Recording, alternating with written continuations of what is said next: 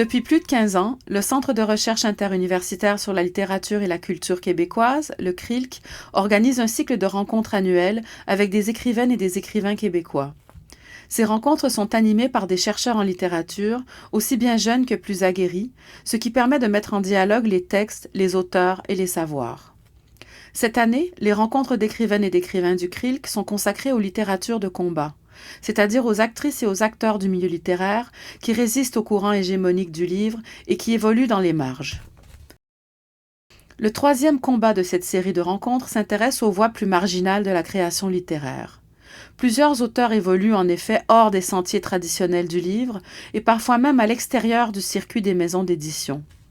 Comment penser ces œuvres que sont le zine, la carte, l'illustration ou le roman graphique? Pour en discuter, nous avons le plaisir d'accueillir Dimani Mathieu Cassendo, qui est auteur et illustrateur. IL identifie son œuvre comme étant de la BD de genre et fait du respect des identités le cœur même de son travail. En 2016, IL publie La Petite Suceuse, une BD tirée de ses webcomics. C'est Camille Toffoli, chercheuse au doctorat en études littéraires à l'UQAM et libraire à la librairie Le Guélion, qui anime cette rencontre. Elle tient la chronique Filles corsaires dans la revue Liberté et s'intéresse également à la philosophie.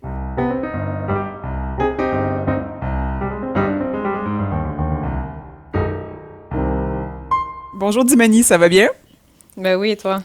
Oui, merci. Je suis super contente de m'entretenir avec toi aujourd'hui autour de la question des zines, de la bande dessinée, des autopublications. Surtout qu'on s'est rencontrés en fait dans un contexte professionnel entre guillemets où en fait moi je suis libraire à la librairie Le Guélion où on diffuse beaucoup ce type de publications-là, les publications qui sont autodistribuées. Puis ben, en fait toi comme autrice, comme BDiste, illustratrice, t'étais là. En fait tu fréquentes la librairie aussi. Donc voilà. En fait, j'ai envie de commencer par en fait t'as plusieurs expériences diverses dans le monde de la publication, dans le monde de l'édition aussi. J'ai envie que tu nous parles un peu de ton parcours, en fait, comme artiste. Mon parcours, my God, ça avait l'air de quoi? J'ai commencé avec le webcomic, en fait. Fait que moi, j'étais vraiment en mode, je viens d'arriver à Montréal. C'était en 2014-2013. Puis j'avais besoin de dessiner, j'avais besoin de faire de l'art parce que, bon, problème personnel. Et puis, la seule chose qui était vraiment accessible pour moi, c'était Photoshop qu'on avait mis sur mon vieil ordinateur et puis l'Internet. Tu vois, fait que ça permettait de pas chercher du papier. C'était quote-unquote vegan écologique. Et puis, c'est ça. Fait que je faisais des histoires vraiment bêtes et stupides sur moi qui n'est pas capable de faire 4 push-ups. Et ensuite, ça a évolué. Donc, j'ai continué à faire mes trucs sur Internet. Je faisais beaucoup de peinture aussi dans le temps. J'étais un petit artiste de Saint-Michel, hein? Tranquillos patatos, je faisais mes trucs. Et puis, après ça, j'ai été en contact avec des blogueuses qui voulaient des contributrices sur leur site internet, fait que j'ai commencé à partager mes bandes dessinées là-dessus aussi. Et de cette place-là, il y a une maison d'édition qui m'a dit We want you. Fait que après ça, j'ai été publiée. Je me suis détachée de la maison d'édition et j'ai continué à faire des webcomics avec la BD annuelle sur le racisme. J'ai touché un petit peu aux zines aussi. J'ai lancé une petite revue que je partageais avec mes Patreons. Et puis là, maintenant, je suis encore en train de travailler sur des projets de publication, mais j'aime aussi beaucoup l'aspect de libérateur des zines, fait que je travaille là-dessus. J'ai pas encore refait de webcomic, mais ma première publication, je l'ai remise sur Internet en intégralité parce que j'aime l'accessibilité que ça offre aux gens. Et puis, c'est ça. Là, je suis là. Cool. Ben, tu dis que tu as eu une expérience en fait, dans la publication qu'on dirait officielle, dans le réseau officiel. Donc, si je me trompe pas, c'est avec la bande dessinée La Petite Suceuse? C'est bien Ouais, ça. voilà. Eh ben, est-ce que tu as envie d'en parler en fait, cette expérience-là, ou comme pourquoi est-ce qu'après t'es retourné plus vers le zine, pourquoi est-ce que tu as choisi l'autopublication, quelque chose qui était plus, c'est ça, qui avait un mode de diffusion différent après? Euh, Tu sais, qu'est-ce qui est drôle, c'est que il y a quelques années, je me suis dit, je suis tannée de parler de la petite tisseuse. D'accord. Mais je comprends le contexte dans tout ça, c'est que mon expérience de publication, je considère traumatisante. Puis avec le recul, là, ça fait 4 ans là, que c'est publié, cette affaire-là. Je me suis dit que j'étais quelqu'un qui ne connaissait pas le domaine du livre. Et puis, mes éditeurs étaient tout nouveaux aussi dans le domaine de la littérature. Fait que eux, dans le fond, C'est une leur nouvelle but, maison d'édition, dans le fond? c'est ça. OK. C'est ça. Fait qu'ils étaient tout jeunes. Les seules publications qu'ils avaient faites, c'était leur propre récit.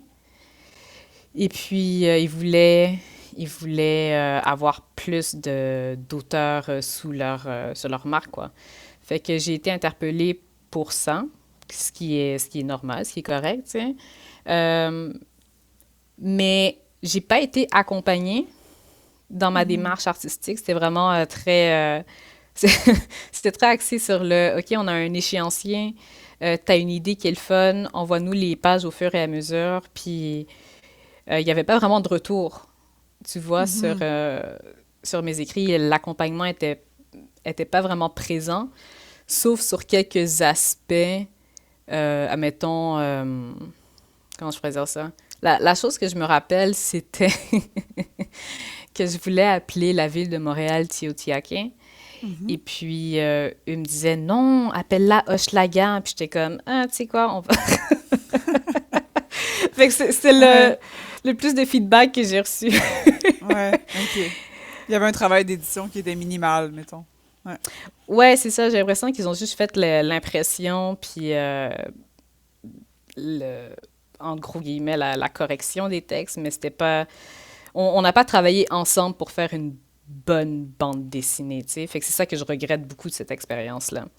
Mhm. Puis c'est aussi, entre autres, une des 4000 raisons pourquoi que j'ai quitté la maison d'édition. C'est de un, pour... tu sais, comme tant qu'à avoir des erreurs dans qu'est-ce que je fais, je préfère que ce soit mes erreurs. Mhm.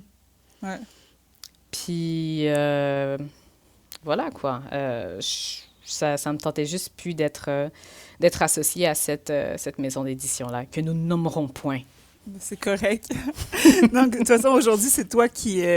En fait, je sais que sur ton site Internet, en fait, tu publies une version intégrale. Justement, tu rends disponible toutes les planches de la petite suceuse. Puis tu dis avec une version... en fait, tu l'annonces comme étant avec une version linguistique, si on veut, différente. Donc, c'est quoi la particularité? Qu'est-ce que la version originale a de particulier sur le plan de la langue, en fait? Mais tu vois, la raison numéro 2 sur 4 millions pour laquelle j'ai quitté cette maison d'édition-là, c'était par rapport aux corrections qui ont été faites. Puis en rapport aussi à ma propre inexpérience à travailler avec des correcteurs, des réviseurs et une maison d'édition. Euh, Moi, j'ai envoyé mes planches aux gens. Et puis, les corrections qui ont été faites, je pensais que ça allait juste être, tu sais, comme on rajoute un S, on ramasse les petites coquilles, ça arrive, tu Ouais, sais. Puis à force de voir une planche, ben tu les vois plus. Fait que c'est super important ouais. d'avoir des correcteurs, des correctrices, right? Mais le problème qui est arrivé, c'est que des phrases complètes ont été changées. Euh, des, j'ai des personnages qui sont ancrés dans la réalité montréalaise, qui parlent comme moi je parle, comme toi tu Mhm. parles, ou comme Jamal et puis Catherine parlent. Et ça a été corrigé en français correct. Ouais, en français normatif, là. Ouais, Ouais, fait que j'étais comme ouais. non, non, boubou, ça marche pas comme ça. Fait que ça m'a fait de la peine. Il y a des mots en créole qui ont été complètement changés pour des mots qui n'existent pas. Fait que c'est ça, je me suis dit, tu sais quoi, au moins la version que je mets en ligne, ça va être ma version à moi. Puis, pour être honnête, là, comme je le dis à tout le monde parce que je trouve que c'est le fun de... J'aime ça voir des auteurs qui peuvent voir leur œuvre avec beaucoup de recul. Puis moi, je l'aime pas, la petite suceuse, pour être honnête avec toi. Ah non? Ah ben non. Ah non, non, non, non. Ah, ben moi, je Comme- l'aime beaucoup. Je la vends quand même souvent comme libraire en plus. Mais écoute, c'est correct. T'as le droit de pas l'aimer, toi. Ouais, mais yo, à chaque fois que je m'en vais dans des événements, puis les gens me reconnaissent, puis en plus, tu sais que j'ai pas de mémoire de visage, tu sais. Ouais. Des fois, je me promène, les gens sont comme, Hey, c'est toi, Di! J'ai aimé la petite suceuse, puis je suis comme, Ah, Ah. this old thing. Je suis désolée de te ramener là-dedans aujourd'hui. Non, non, c'est correct. Comme, je me Ouais. dis, ce livre-là, il vit sa propre vie, puis il a besoin de faire ça. C'est comme un enfant, right? Mhm. Je suis juste comme, il a atteint sa majorité. Moi, je suis plus l'adulte responsable de cette chose. S'il va en prison, c'est son problème. S'il va bien, c'est son problème et ma fierté. mais je peux pas dire je me dissocie de la petite, c'est ça. Je peux pas faire ça. Mais écoute, it is what it is. J'aurais pu faire mieux. J'étais jeune, naïve, et puis là maintenant, je suis ailleurs, pour dire ça comme ça. Ben, tu sais, je pense que ce que ce cas de figure-là nous apprend, t'es outre... puis tu sais, je comprends la volonté. Le but n'est pas de... non, on en parle, le but n'est pas de blâmer telle ou telle maison d'édition ou quoi que C'est ce soit, ça. mais en fait, ça montre, en fait, cette situation-là par rapport à la correction linguistique aussi, une des limites de l'institution, des institutions littéraires diffusées, justement, tu sais, qui se soumettent à des normes de linguistique plus normatives ou qui vont prôner ça pour que ça soit entre parenthèses, intelligible pour le plus grand nombre possible. Tu sais, c'est souvent une posture que des maisons d'édition vont avoir, tu sais, ils vont avoir une réticence à mettre... tu sais, qui aurait une réticence justement tu sais, à mettre des mots qui sont en créole dans un texte parce que, ben, en fait, le but, c'est de diffuser largement, puis là, on a peur que les gens comprennent pas, que ce soit pas reçu comme une publication, que ce soit vu comme un manque de professionnalisme, que ce soit trop populaire comme langue. Fait que, tu sais, je pense qu'en fait, ce cas-là, indépendamment des décisions individuelles, relève un peu ces dynamiques-là, en fait, soulève ces dynamiques-là qui existent quand même dans l'institution littéraire aussi. Mais, tu sais, pour parler, en fait, pour aller vers une note, en fait, des notes plus positives, tu dis que maintenant, en fait, tu te consacres essentiellement, tu as pris la décision de te consacrer à des formes de publication qui sont accessibles, qui sont autopubliées, justement, donc soit le web ou le zine, je sais pas si tu veux nous parler davantage des raisons, en fait, ou de ce qui, toi, t'intéresse ou t'apparaît comme étant pertinent dans cette posture-là par rapport au monde de l'édition. Ouais. Ouais, je trouve ça super intéressant comme analyse, sincèrement, parce que c'est vrai qu'il faut pas pointer du doigt. Je pense que la problématique est tellement plus grande. Puis, euh, je trouve ça juste dommage qu'on arrive dans un stade où est-ce que, admettons, il y a de plus en plus de personnes, je crois, qui veulent exprimer qu'est-ce qu'ils veulent écrire. Je vois beaucoup plus de blogs qui sont ouverts. Il y a des gens qui écrivent des paragraphes et des paragraphes et des paragraphes de leurs pensées sur des plateformes comme Facebook et Instagram. Attaquez-moi ou pas, là, mais moi, je trouve que c'est de la littérature quand même. C'est une autre façon de présenter son travail, de présenter sa pensée, but it is what it is. Tu sais, les gens sont beaucoup plus vocaux. Puis je trouve ça magnifique, tu vois. Mais, il faut pas garder un seul langage à la pensée du monde québécois. Là, on va rétrécir un petit peu la perspective, mais on est tellement diverse dans nos réflexions, puis ça, ça, ça se partage dans des phrasés complètement différents. Tu comprends? Comme le nombre de fois que j'ai rencontré des poètes, des poétesses qui écrivent des choses qui sont tellement magnifiques en franglais, en franglais trash, puis je suis comme, wow, on est vraiment là, là. Puis c'est... Est-ce que c'est professionnel? Est-ce que c'est intellectuel? Est-ce que c'est littéraire? Mais on s'en fout. C'est de l'art, tu vois? L'art, ça se partage dans toutes les langues. Ça se partage dans tous les types de dessins, du moment que ce qui est partagé est intéressant, mais c'est intéressant, peu importe la manière que c'est présenté, tu vois. Et puis, bon, je suis pas... Je vais dire, je suis pas quelqu'un pour parler aux libraires puis aux maisons d'édition, le monde du livre, mais yeah, actually, parce que je suis écrivain. Mais il faut laisser la place à toutes Ouais. ces choses-là, tu vois. Je me rappelle plus de ta question, excuse-moi.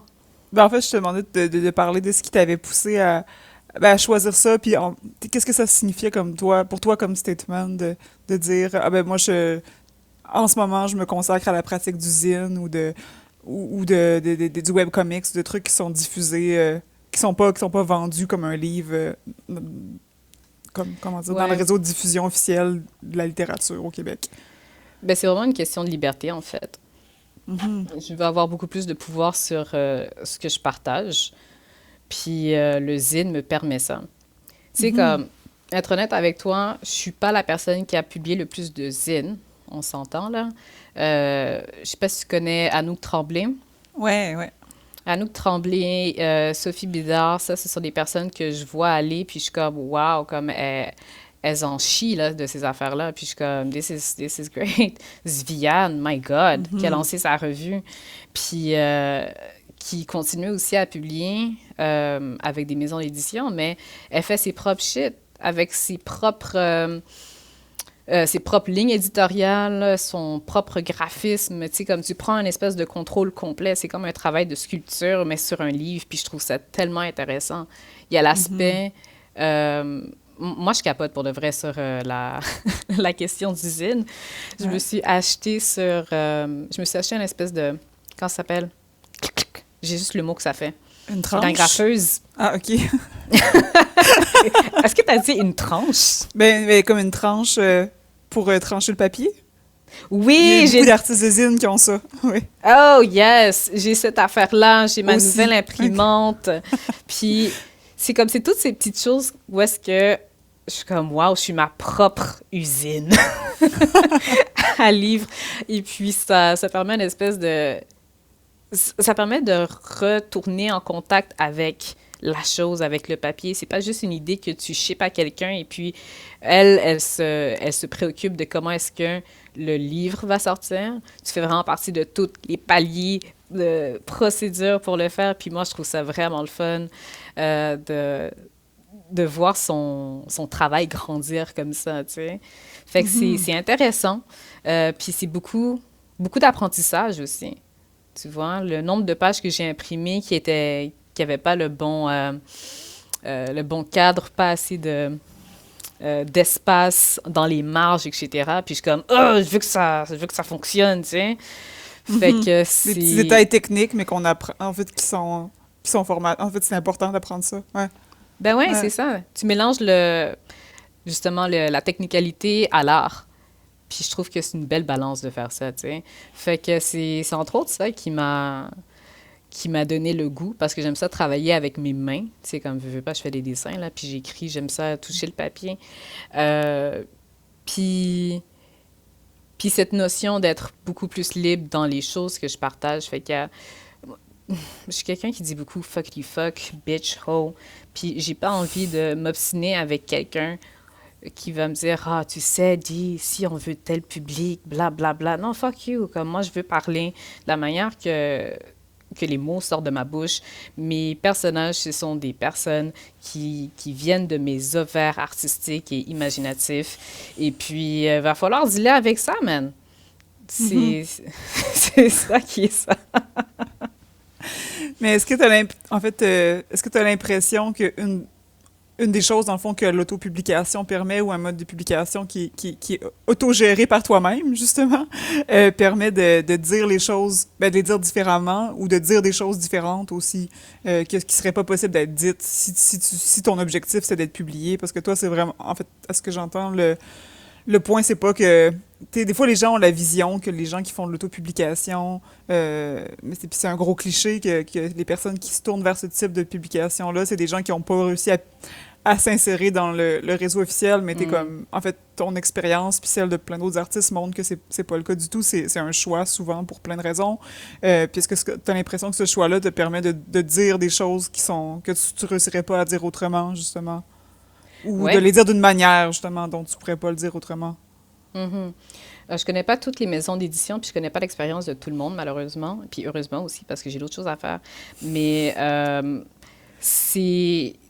Ça peut être rare, en tout cas dans mon cas, de trouver des éditeurs, des éditrices qui vont réellement m'accompagner, puis me back aussi dans qu'est-ce que je fais, tu vois, parce que je sais que le discours que j'ai, c'est pas un discours majoritaire.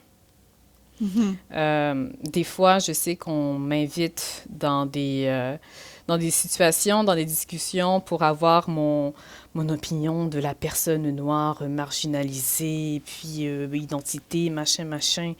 Puis après, quand je suis pas en accord avec les militants, je suis comme, oh shit, tout le monde tremble, puis ah, mais t'es pas avec le blanc non plus. Fait que tu sais, comme, je suis dans aucune boîte, en fait, présentement. Il y a beaucoup de choses qui m'énervent. Il y a beaucoup de choses qui me donnent beaucoup de joie. Et puis, je crois que en tout cas, les maisons d'édition de masse, dans le fond, celles qui ont le plus de chances de permettre un petit salaire aux écrivains, sont pas intéressées à ça. Tu vois, tu veux pas la personne qui pense différemment de plus de 70% de la population, tu veux faire tes ventes. Ouais. Et puis même, parce que qu'est-ce que je vois aussi, ce sont des petites maisons d'édition, ce que j'admire beaucoup, qui vont faire leur style à eux, qui vont faire, tu sais quoi, ma ligne éditoriale, c'est ça, ça, ça, parce que eux-mêmes font partie d'une minorité d'appréciation littéraire. Mais même dans ces petites maisons d'édition-là, je ne me retrouve pas. Tu vois? Fait que, tu sais, à un moment donné, faut faire ses propres trucs, tu vois? Ben oui. Puis en fait, je pense que, en fait, on parle justement de ce que ça apporte l'auto-publication, puis j'ai envie de raconter une de mes plus belles anecdotes de libraire par rapport à l'autopublication. Oh, Donc, je me please. souviens quand on a ouvert la librairie Le Guélion, ça faisait quelques mois, moins d'un an en tout cas, que la librairie était ouverte. Puis il y a une autrice, une personne qui avait jamais publié à l'époque, qui s'appelle Carmel Antoine Bessard, qui est rentrée dans la librairie. Puis je me souviens, elle, c'est une ingénieure d'origine haïtienne qui vit à Montréal-Nord. Puis elle avait envie d'écrire, elle est allée, en fait, est allée à Haïti après le tremblement de terre pour travailler justement sur des chantiers de construction comme ingénieure. Puis elle avait envie d'écrire, elle me disait « Ah, j'ai envie d'écrire une bande dessinée sur mon travail, puis je suis passée ici parce que je me disais que peut-être vous pourriez me recommander des maisons d'édition qui seraient intéressées à elle. Ce elle avait écrit, c'était un scénario de bande dessinée. Puis elle voulait le soumettre à une maison d'édition qui fait de la bande dessinée pour qui leur aidait à trouver quelqu'un qui illustre. Tu sais, c'est quand même un processus qui est long et qui est complexe aussi. Puis moi, en fait, je lui ai recommandé des maisons d'édition, mais j'étais comme, ah, tu sais, c'est difficile, surtout si comme... Tu sais, c'est quand même une clique, là, le monde de l'édition, donc quelqu'un qui est Ouais. pas... Tu sais, je doutais pas que son projet était très bon, mais comme... Quand t'es pas dans la gang, que t'es pas nécessairement dans le milieu de la BD, elle, justement, était dans le milieu scientifique, fait que c'était pas du tout sa crew, si on veut, cette gang-là. Fait que je me disais, tu peux aller vers telle maison qui pourrait t'intéresser, mais tu sais, si jamais... puis là, je lui ai montré des autopublications, j'ai dit, il y a beaucoup d'artistes ici qui...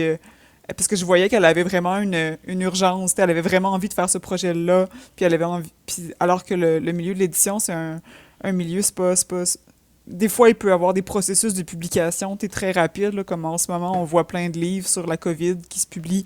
Puis là, je suis comme, bon, OK, quand les maisons d'édition veulent, ils publient vite, hein, parce que ça peut se faire en 6 mois, mais souvent, ça prend beaucoup plus que 6 mois, puis c'est long, en fait, le processus. Fait que je lui ai dit, je lui ai montré des autopubs. Puis là, elle m'a dit, ah, merci, c'est vraiment intéressant. Puis là, elle est revenue, littéralement, je pense, moins de 3 mois après, puis elle dit, ah, j'ai mon livre, regarde. Yes! Puis là, j'étais comme, ah, quoi? Puis là, elle comprenait pas pourquoi on était si surprise qu'elle revienne comme 3 mois plus tard avec le livre imprimé, corrigé, révision linguistique. Puis c'est une autopublication qui est super bien faite. L'impression, c'est top. Il n'y a pas de faute. C'est génial. Puis justement, elle a écrit, elle a décidé de pas faire de bande dessinée finalement, de faire comme un scénario, si on veut, avec quelques illustrations. Puis c'est super ce qu'elle a fait comme travail. Il y a des mots en créole, justement. Il y a un lexique à la fin pour les gens qui parlent pas créole, qui veulent comprendre, qui voudraient comprendre les mots qui sont en créole dans le texte. Puis... Mais elle était infiniment reconnaissante, puis elle nous le dit souvent. Puis là, elle a publié le 2e tome de son livre qui s'appelle Diaspora Lacaille, puis qui est revenu nous porter en nous répétant que ça avait été important pour elle comme rencontre, justement, dans son processus, puis comme dans son processus de création aussi. Puis ce que je trouvais vraiment inspirant, justement, c'était de voir la rapidité, puis ce que ça lui... C'est ça, il y avait quelque chose, elle avait une impulsion à ce moment-là, il y avait comme une urgence de raconter quelque chose parce que c'était frais aussi, elle avait besoin d'écrire sur ce sujet-là, sur le sexisme qu'elle avait vécu aussi dans son travail, sur les chantiers de construction. C'est beaucoup sur ça que porte la bande dessinée. Puis c'est ça, l'autopublication lui a permis de suivre cette impulsion-là, justement, puis d'écrire quelque chose qui est efficace. Puis après, en fait, ce que j'ai trouvé intéressant aussi, c'est la manière dont elle l'a diffusé. Elle me racontait qu'elle a fait un lancement, justement, à l'église où elle va toujours, dans Montréal-Nord, puis qu'il y avait plein de gens, qu'il y avait des dizaines et des dizaines de personnes qui étaient là. Puis je me suis dit, mais si ça s'était fait publier par n'importe quelle maison d'édition, la maison d'édition n'aurait pas organisé ce lancement-là. Ça aurait été dans une librairie, ça aurait été dans un autre lieu, puis ça aurait pu être chouette aussi, mais clairement, elle a réussi parce qu'elle a autogéré tout le processus à créer aussi des méthodes de diffusion qui sont pas celles qu'une maison d'édition officielle, entre guillemets, aurait faites. Puis elle me racontait, je lui demandais comment est-ce qu'elle distribuait. Puis il y a quelques librairies, comme la plupart des gens qui font d'usine ou de l'autopub, ils vont aller eux-mêmes dans quelques librairies ciblées pour porter en consignation souvent les œuvres.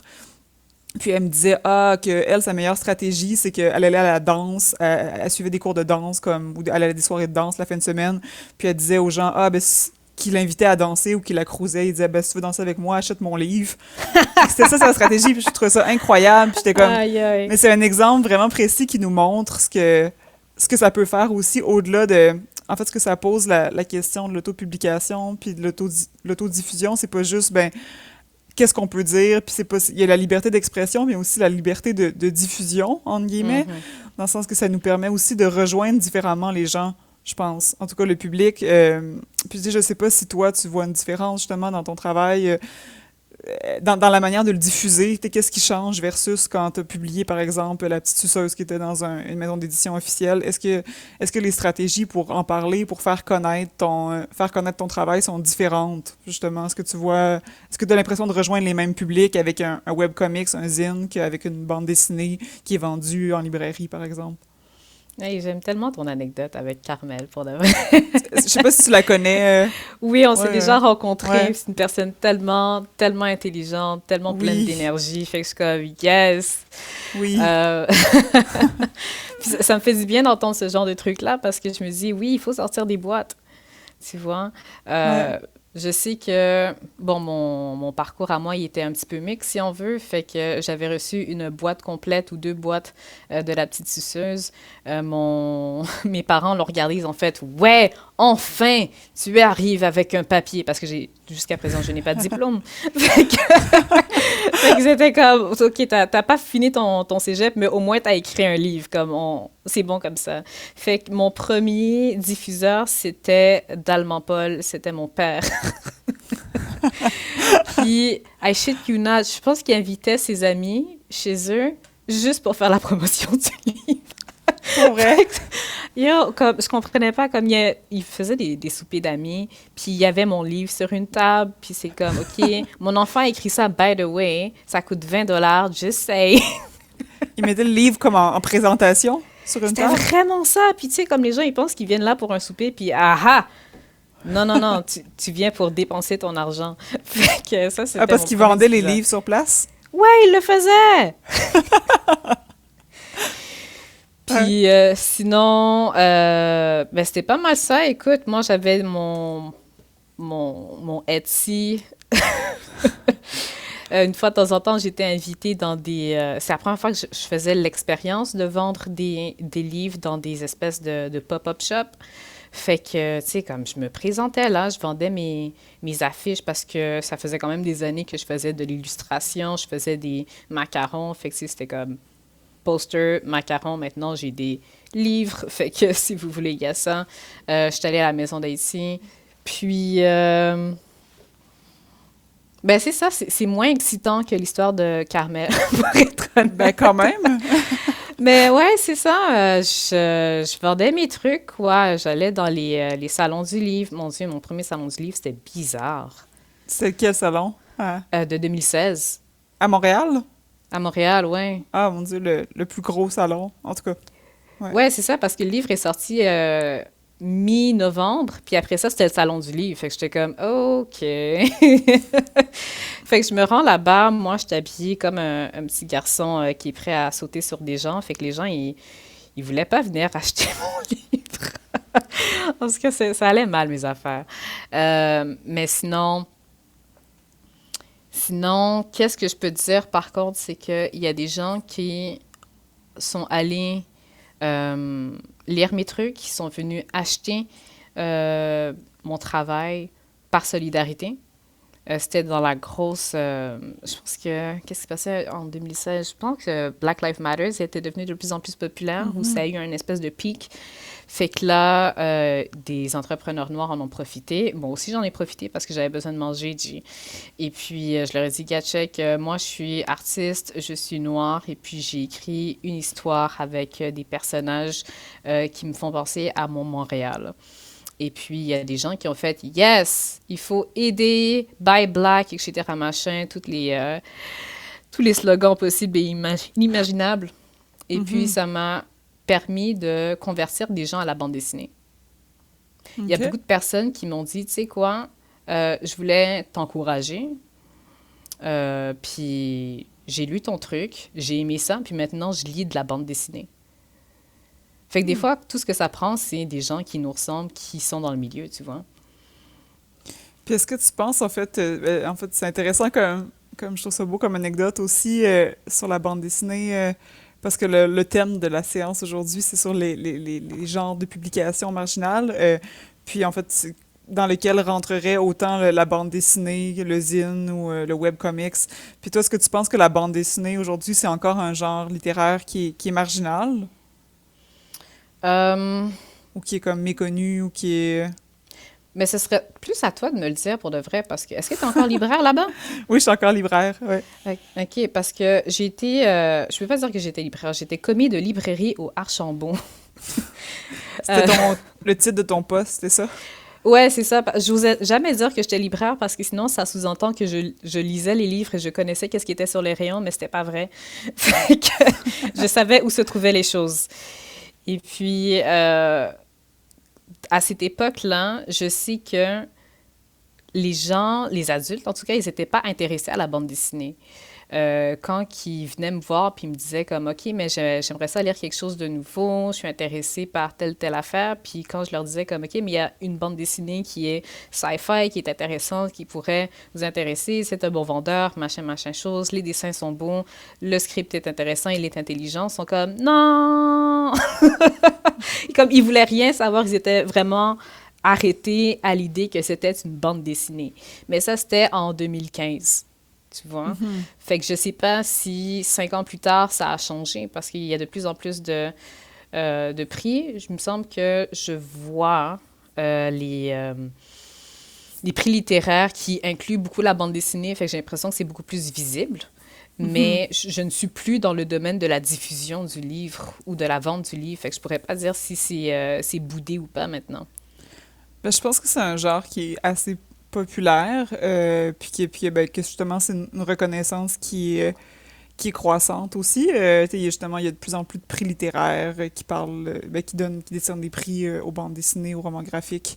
Puis c'est ça, c'est un genre qui perd... Ben, c'est un peu comme ce qu'on appelle ben, la littérature de genre, entre guillemets, dans le sens que je pense que la marginalisation que ce genre-là va vivre est pas le même que les zines, par exemple, même si c'est pas heureux, entre guillemets, parce que ben, il y a beaucoup d'artistes de bande dessinée qui font aussi du zine, mais c'est sûr que la bande dessinée, il y a tout, en fait. J'aurais la misère à décrire ça comme un genre.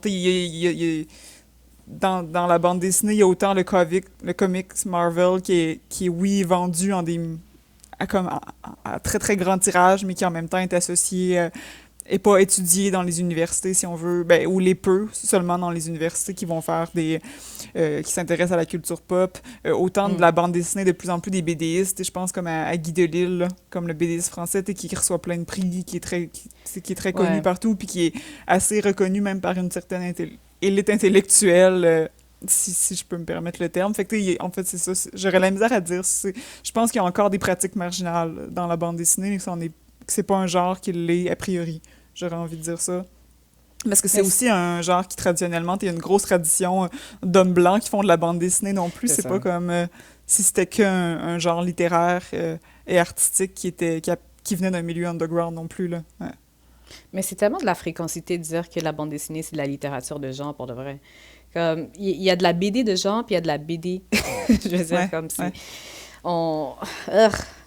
Je trouve ça dommage qu'on soit mis, moi et les autres BDistes, de côté, si on veut, parce que, tu sais, comme, je veux pas, c'est un livre. Mhm. C'est une histoire, tu partages une histoire. Euh, la différence entre une phrase et une image, il y en a pas beaucoup, là. Ce sont des lignes qui partagent une idée. Fait que Mhm. pourquoi pas toutes nous mettre dans la même catégorie, tu vois? Mais en ce Ouais. cas, ça, c'est juste moi, là, qui est comme, urgh, qui sourcille un petit peu à cette idée-là. Mais c'est dommage, tout ça, je trouve, parce qu'il y a tellement d'auteurs et d'autrices qui sont savantes dans leur histoire. Mhm. Non, Mm. certainement, c'est très... en fait, c'est tout à fait juste de dire que d'appeler ça un genre... En tout cas, bref, que la question du genre se pose pas, c'est une approche comme la poésie ou en tout cas, il y a différents genres de C'est romans, ça. il y a différents genres de bandes dessinées, puis c'est un peu un réducteur d'appeler ça, de consacrer ça comme un genre en soi, en le sens que Mhm. c'est un Mais médium, ouais, je te... faisons un petit peu de réflexion, toi puis moi, OK? on On fait peut. comme si personne d'autre va nous entendre là-dessus. Fait que, il y a la littérature, il y a la bande dessinée, puis on parle aussi des zines, puis des magazines, mettons, si on peut les étendre la chose. Est-ce que tout ça, c'est de la littérature pour toi? Oui, absolument, oui. Même Euh, le L Québec? Ben, il y a du matériau littéraire dans le LL Québec. Il y a des chercheurs qui étudient, en fait, qui étudient ces productions. Ben, Mhm. on utilise souvent, t'es dans le monde les cultural studies, la culture pop, les productions culturelles. C'est toutes des productions culturelles. Mhm. Voilà. Yeah. Le L Québec, ben, il y a de...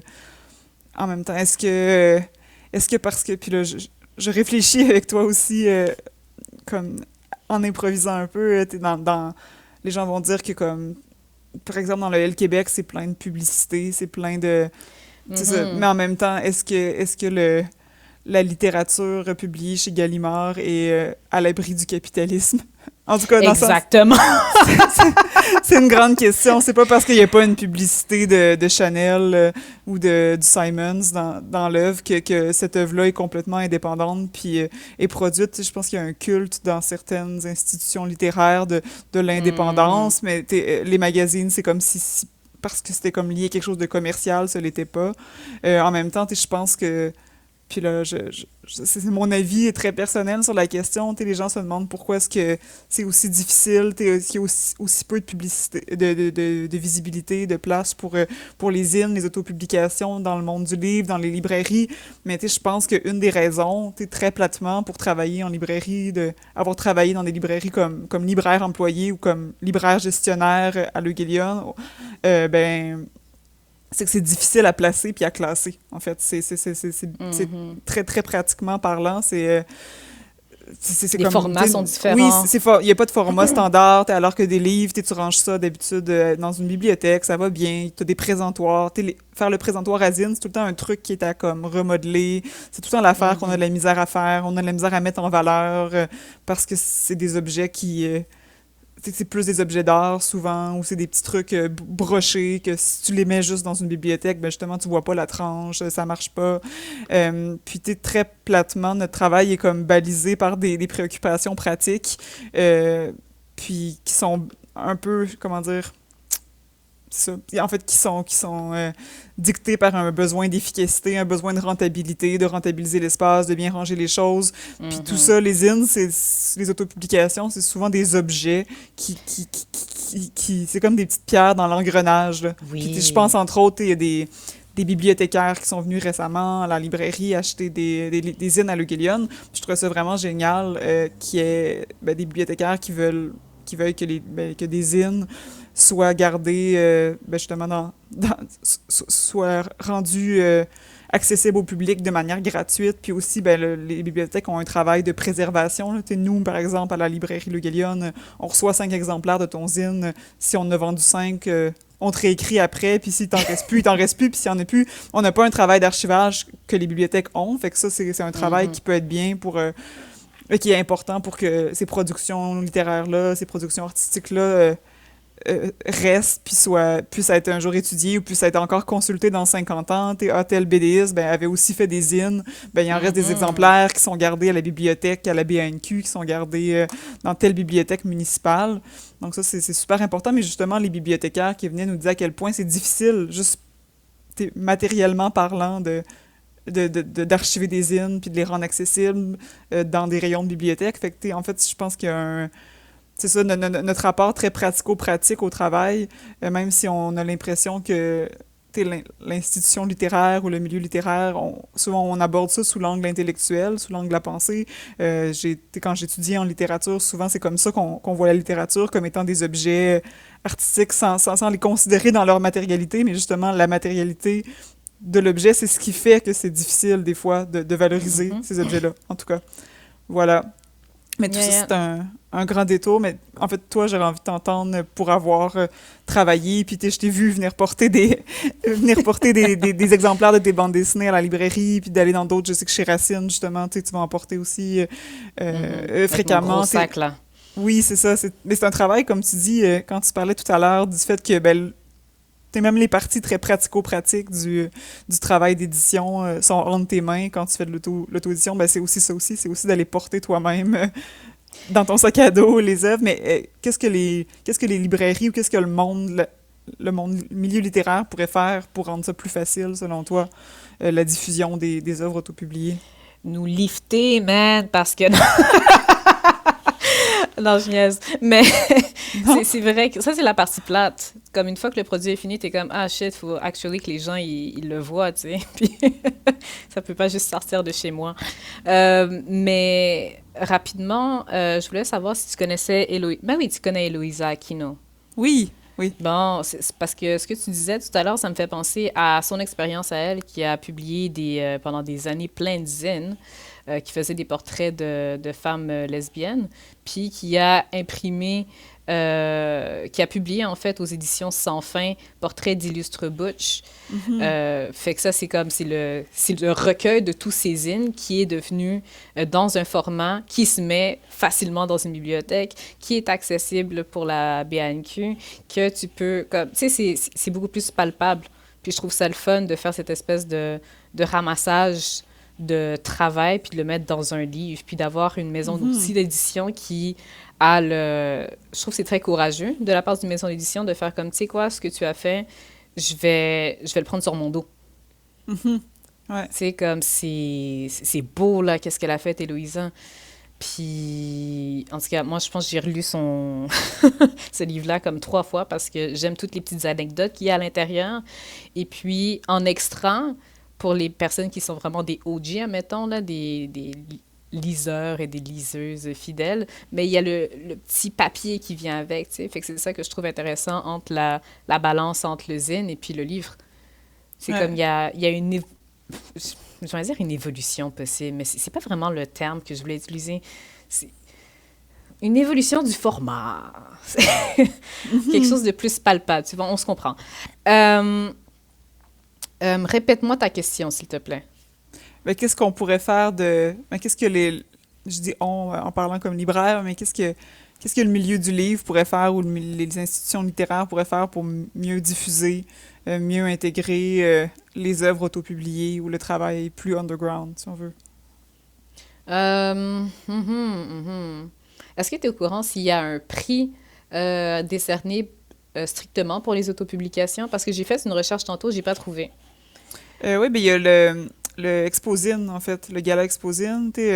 Normalement, c'est à cette période-ci de l'année, là, la foire Exposine qui est organisée dans le Myland d'habitude, où il y a plusieurs petites maisons d'édition et des artistes de zine, des artistes qui font des prints aussi, qui vont vendre leurs livres. Eux ont un gala, puis ils décernent un prix Ah, aux OK. meilleures zines, à la meilleure autopublication, à la meilleure BD. En tout cas, il y a différentes catégories, mais au Québec, c'est les seuls que je connais. Je sais que BDLIS, le prix BDLIS aussi, BDLIS Québec ont une catégorie pour des bandes dessinées qui sont autodistribuées, justement, aussi. OK. Mais c'est ce que... Ouais. Ben c'est ça, parce que je suis allée sur le site de l'UNEC pour voir comme c'est quoi. Il y a une longue liste là de prix, mais c'est tough de trouver, comme là, t'en as deux. Il y en a deux Mhm. sur quoi, 15 000, là. Ça serait le fun d'avoir une espèce de groupe, de jury, un comité, je sais pas, comme amener des gens à lire des livres qui sont en autopublication pour pas qu'ils tombent dans les cracks. Il faudrait que quelqu'un ou plusieurs personnes s'engagent à faire, tu sais quoi, on va aller checker ça, on va le lire, puis on va donner nos avis. Euh, Ce qui permettrait aux personnes autopubliées de faire un jump beaucoup plus significatif vers éventuellement la publication qui pourra leur donner de meilleurs moyens de vivre en tant qu'artiste, de vivre de leur art, parce qu'ils seraient reconnus par leur père.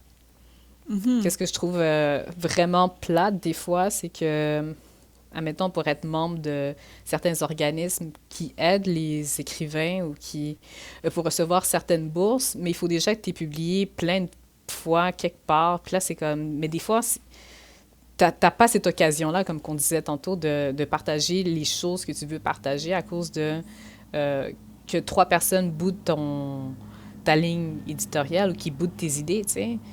Fait que des fois, c'est poche à ce niveau-là. Puis il y a des personnes, je suis certaine, là, qui sont pas connues à cause de ça. Fait que ça serait un premier pas, de s'engager à lire les personnes qui sont autopubliées, de mettre une plateforme pour dire, regarde, check, mettez vos livres là, ou bien faire comme les bibliothécaires qui sont allés à l'Eugélion, puis de faire, OK, mais où sont les zines?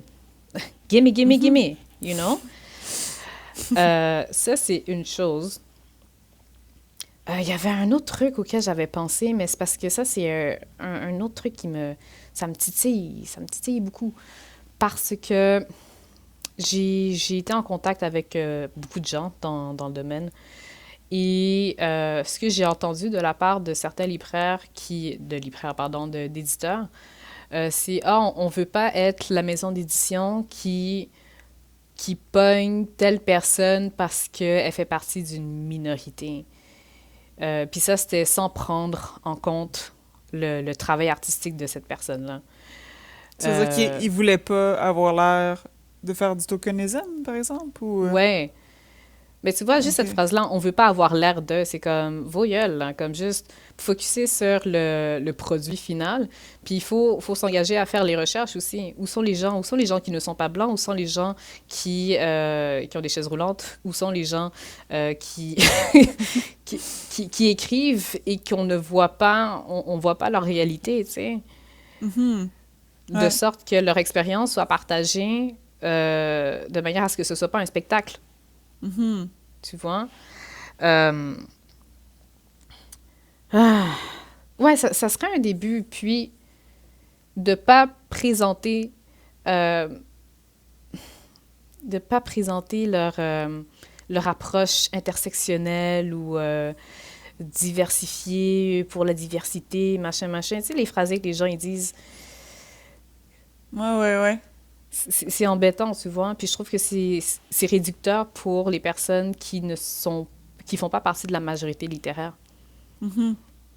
Tu sais, c'est comme, OK, on veut être dans une optique de machin, machin chose, machin chouette. Le nombre de courriels que je reçois, hein, pour de vrai, Camille, avec des gens qui me disent, ah, on aimerait que tu fasses partie de telle équipe ou tel comité parce que c'est tellement blanc chez nous. Puis je suis comme, mais voyons donc, Les gens arrêtez, ne se là. gênent même pas Ils pour te se le gênent présenter. pas. Ouais. Je me dis comme, who does that? Ben, 15 personnes, ça a l'air 15 professionnels. Puis je sais pas à qu'est-ce qu'ils s'attendent, à ce que je leur envoie un cookie par la poste, puis que je fasse, oh my God, merci beaucoup de ne pas vouloir être blanc. Puis ils disent toutes la même chose, hein. c'est tellement blanc. Comme s'il y avait une personne qui l'avait dit, puis là, maintenant, tout le monde le répète. C'est tellement blanc chez nous. Mais je m'en fous, moi. Comme, est-ce que t'aimes qu'est-ce que je fais? Comme, c'est ça la Ouais. question. Mhm. Fait que ce serait ça, de faire le travail intérieur, de partir à la recherche, chasseur de tête carrément, là, puis d'inviter les gens, inviter les gens à écrire, aller dans les écoles secondaires, aller dans les lieux de personnes âgées, aller dans les trucs de bingo, là, pour aller chercher les personnes on ne voit pas souvent, puis de les inviter à faire, tu sais quoi, ça serait le fun d'entendre ton histoire. On s'en fout que c'est une fiction, ça peut être une autobiographie, ça peut être, peu importe, tu veux écrire un essai, ça fait depuis 1975 que tu veux l'écrire, ça fait depuis hier que tu veux écrire ça.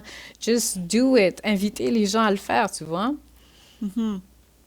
Mais c'est intéressant ce que tu dis. J'ai l'impression quand je lis ton travail qu'il y a quelque chose qui est très personnel, mais pas au sens de intimiste dans l'approche que tu as, mais dans la manière dont tu racontes les choses. C'est souvent comme, ben, moi j'ai vécu ça comme ça, moi ça c'est mon expérience à moi. Puis il y a quelque chose qui est. C'est ça qui fait que c'est intéressant, c'est ça qui.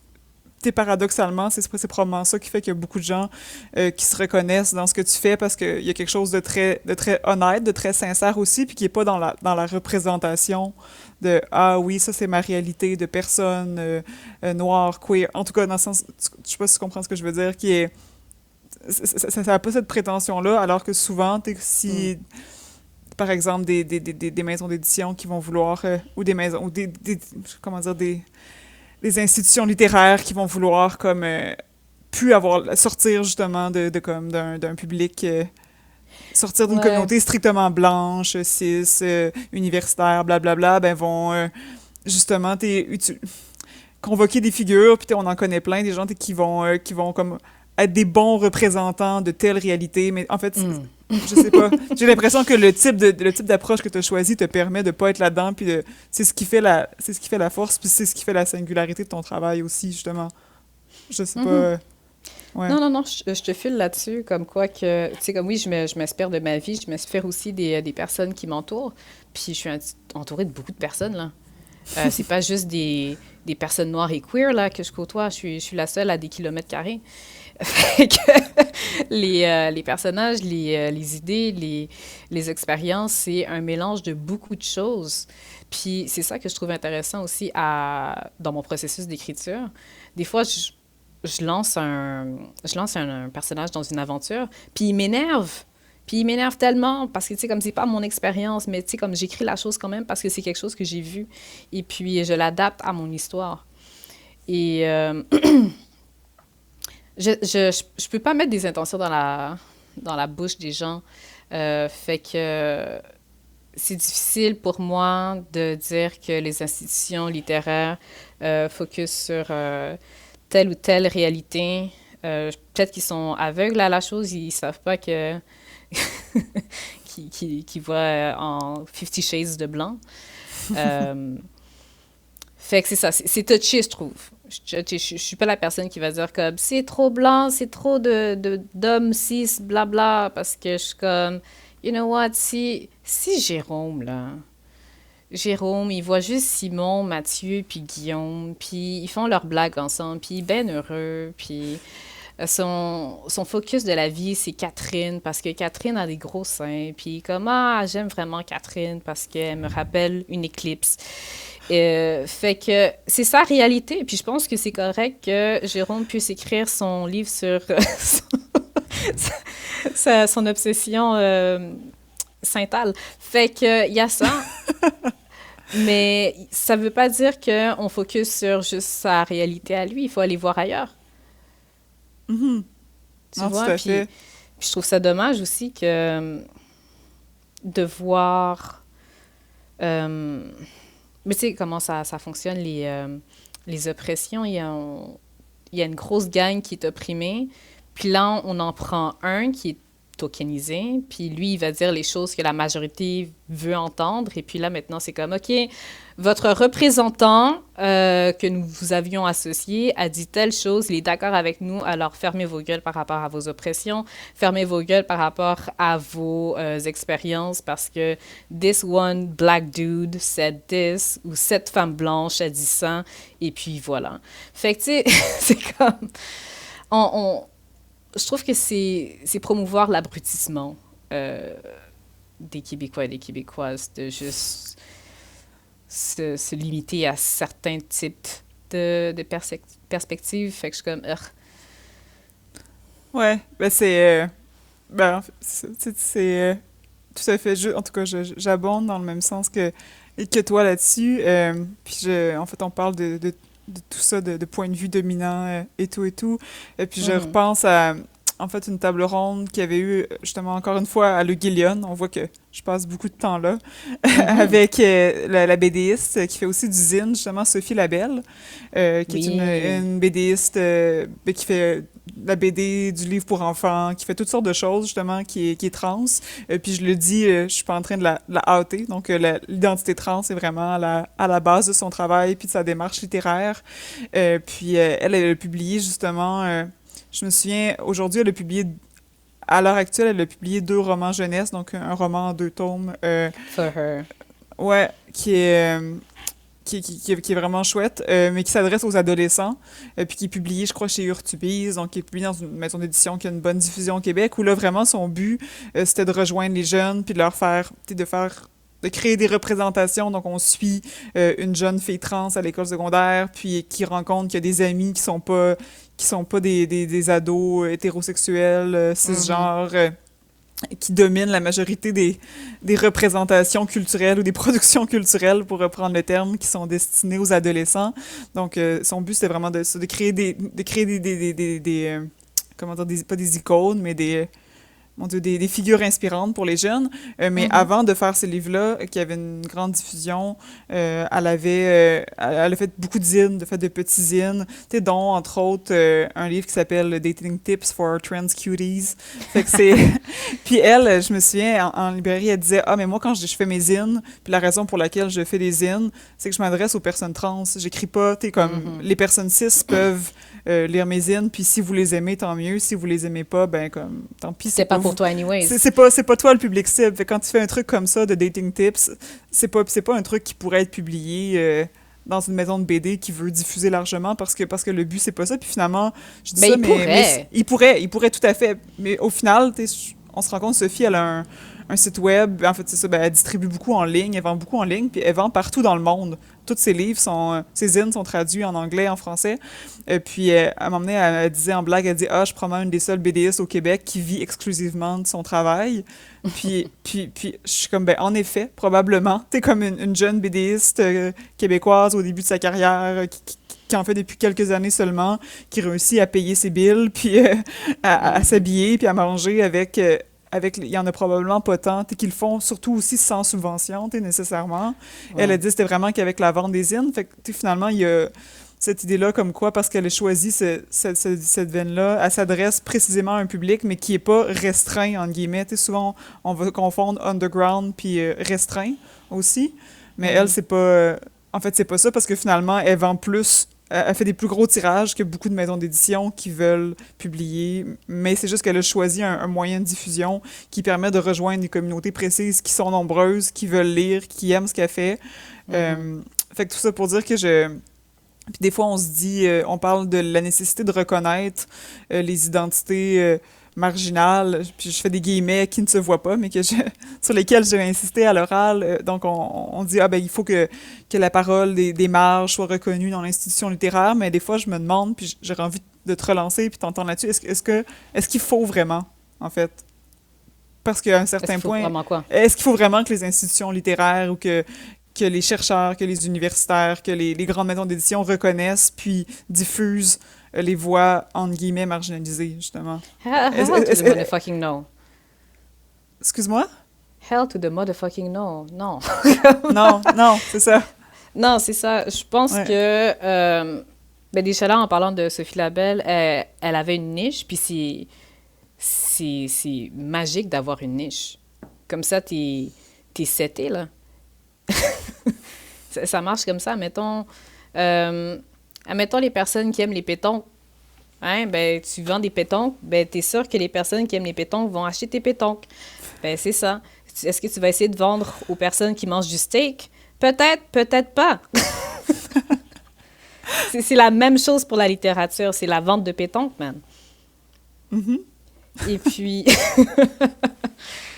Non, mais pour de Ouais, vrai, là, comme ouais. je pense pas que c'est nécessaire d'amener ça aux intellectuels.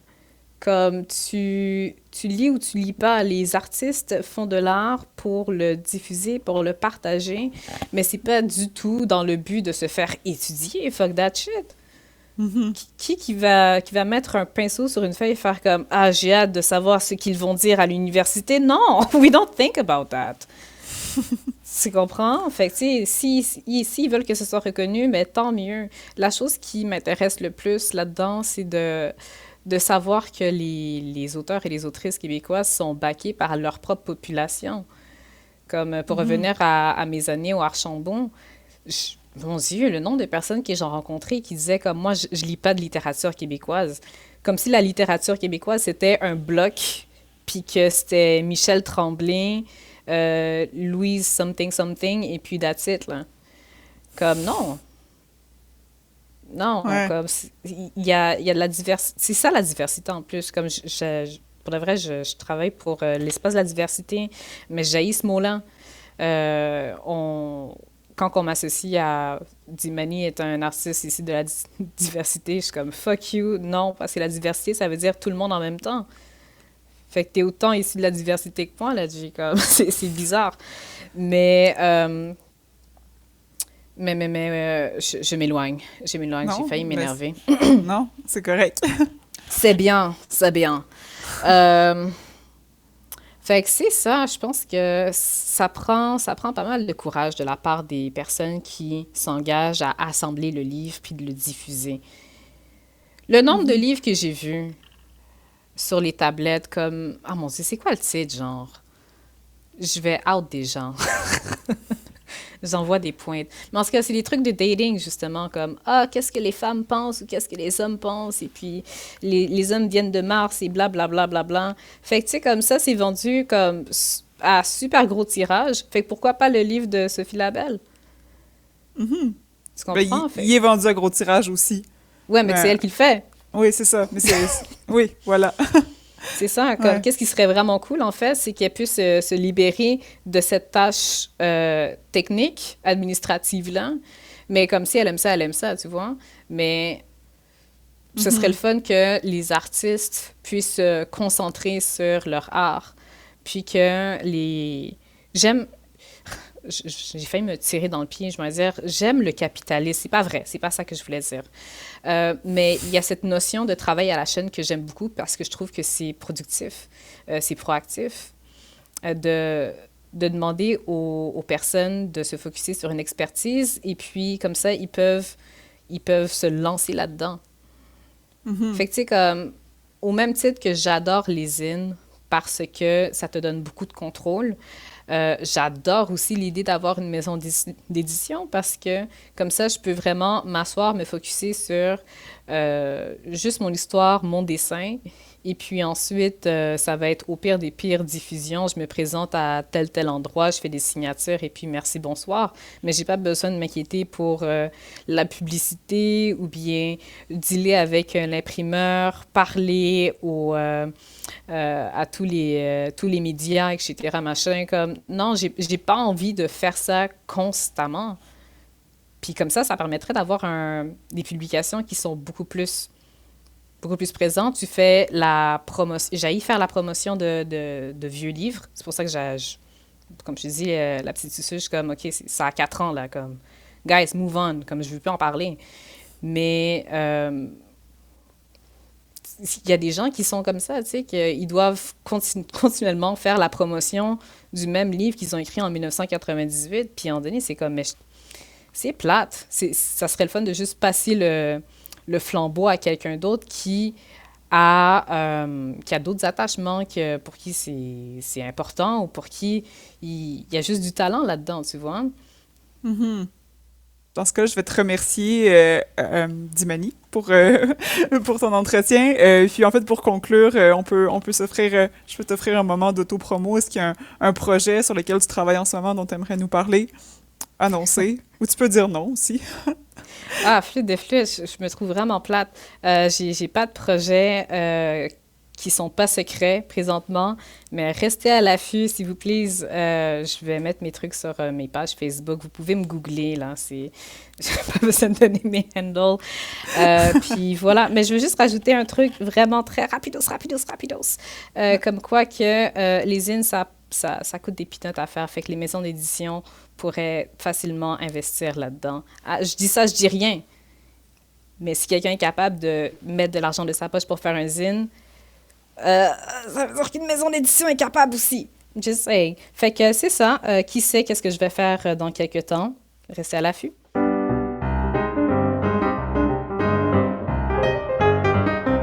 Merci d'avoir écouté cet entretien entre l'artiste visuel Dimani Mathieu Cassando et la chercheuse en littérature Camille Toffoli, un entretien réalisé en collaboration avec Magnéto et qui s'est enregistré virtuellement dans le respect des consignes de distanciation sociale. Pour découvrir d'autres auteurs, retrouvez tous les épisodes des rencontres d'écrivains et d'écrivaines du CRILC sur votre application balado préférée.